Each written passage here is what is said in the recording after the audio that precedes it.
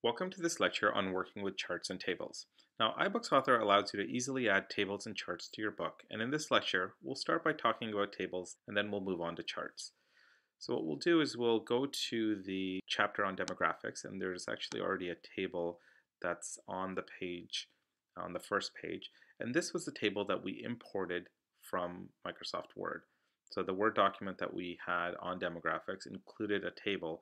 So through the import process, iBooks Author was able to bring this in as a table.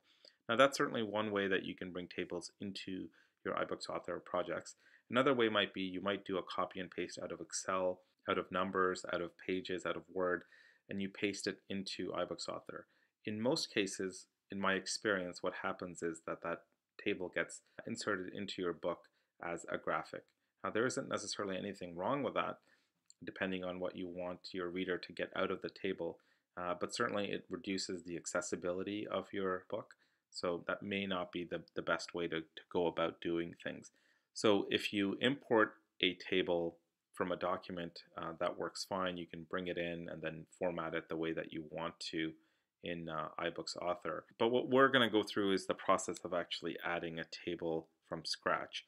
And we have an icon here in our toolbar that allows us to add a table to our document. If I click on that icon, what it does is it basically drops in an empty table to the middle of my page. And then I can just move it over to where I want it to appear. And of course, I can start typing into the table cells. So you can see that it's pretty easy to actually go through and add content to a table. Now there's lots of different ways that you can modify the appearance of this table. In order to do that, we have to go to our inspector. So if you don't have the inspector already visible, you can click on the inspector button at the toolbar. It'll bring up the inspector window. And there is an inspector specifically for tables called the table inspector. So when you have a table selected, it usually defaults to the table inspector, but if it doesn't, you can just click on this icon and get there. It has two different views. It has a table view and a format view. So under table, you can see that it allows you to specify the body rows, the body column. It also allows you to specify the number of rows and columns that are used for headers in your table. It also allows you to have some options related to the rows and columns. So these are very typical options that you'll get in Word and Pages and PowerPoint and Excel. The ability to add rows above or below the cursor, the ability to add columns before or after where the cursor is currently. It allows you to delete rows, delete columns, and then do things like merging cells or splitting cells apart. You can also specify column widths, or you can simply just go to the table itself and go to any of the dividing lines, and you can move them around to resize the width of the columns. If you want to resize the table itself, again, if you just select the table, you have these selection handles. You can just simply drag them out to the size that you want. You have all of these options available to you in the table inspector. You may want to have a heading for this or title for this table. You might want to have a description of what data is being presented here. So you can modify this table widget by going to the widget inspector. So I'll click on the widget inspector and you can see that I actually have this layout tab that allows me to add a title, allows me to add a caption, and I can even add an accessibility description, although as you update the title,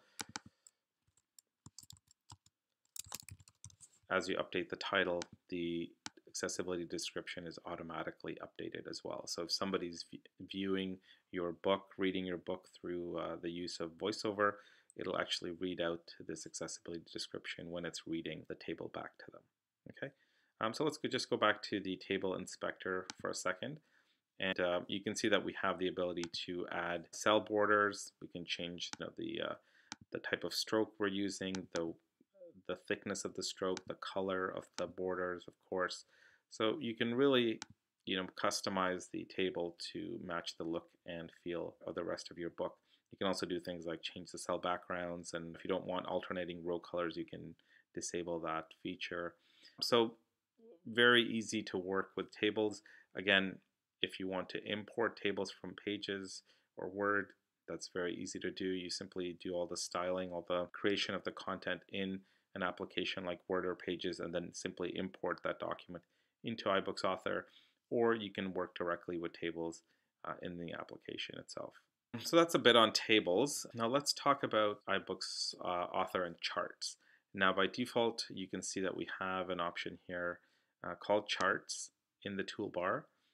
And there are a number of charts that we can use. There's the usual bar chart. There's a 2D version and a 3D version, line charts with both a 2D, 3D, and so forth. Again, if you're importing charts from another application, in most cases what I've found is that it actually brings in that chart as a graphic. So again, depending on how you're using the chart in your book, that may or may not be sufficient. If you want to build the chart yourself in iBooks Author, you can simply select the chart type from this menu. So in my case, since I have some data presented here, I'm going to create a 3D pie chart. When I do that, a chart for me, it has some data that's already been written in here. Now I can go through and type out this information here, but because it's already in a chart, I'm going to just go ahead and select that and come back to this chart, and I'm going to click on the region 1 cell and just hit Command V to paste the clipboard. And that seemed to have worked pretty well. I can just go ahead and delete all these other extraneous years, and now I've got my 2010 column. Now this isn't looking quite right because what it's doing is it's plotting the columns versus the rows, so I can just toggle that using this button here, and now that looks a little bit better. And you can see it's got a legend, and it needs a little bit of work, but it's a good place to start. Because this is a 3D chart, I can actually manipulate the 3D-ness of it, right? Maybe that's how I want 3D chart to look. And again, in order to manipulate the look and feel, we'll go back to our inspector. There is a chart inspector that allows us to first edit the data if we need to. Then we can change the chart colors. So maybe those colors aren't quite what I'm looking for. We can make it a little bit brighter. So we can say, go ahead and apply that to our chart. And now we've got a much brighter looking chart. So again, you can customize as much as you want. You can choose to show a title for your chart if you want to. You can choose to show a legend. And you can see right now I have a legend there. I'll bring that back in. And then you can choose to position the labels if you want. You can even explode something like a pie chart can be exploded. And the way that you do that is just simply by selecting the correct value. And if you want to explode one piece over another, you can simply just click on that piece and then just drag it to where you want it to appear. For the legend, it's just a floating text box, so I can move that anywhere that I want. Maybe I want this to be much smaller, so I can just go to the format bar and make the text much smaller so that it appears a little bit better. So here's my chart. Now I can go back and again modify how the labels are appearing. Maybe I want this to not be a percentage. I want this to say it's a currency or a number, what have you. You can do things like change the rotation as well of pie charts. So really a lot of powerful features in terms of how you can manipulate the visual appearance of these charts. The actual process of importing the data, you'll find that it's a bit hit and miss. But generally, if you can have your table in a Word document or a Pages document, import it into your iBooks Author project like we have here, and then doing a copying and paste into this table, it seems to work fairly well. So it's a multi-step process, but you can generally get the data in fairly quickly and get it to a point where you've got a nice looking table that you can, or a nice looking chart that you can manipulate.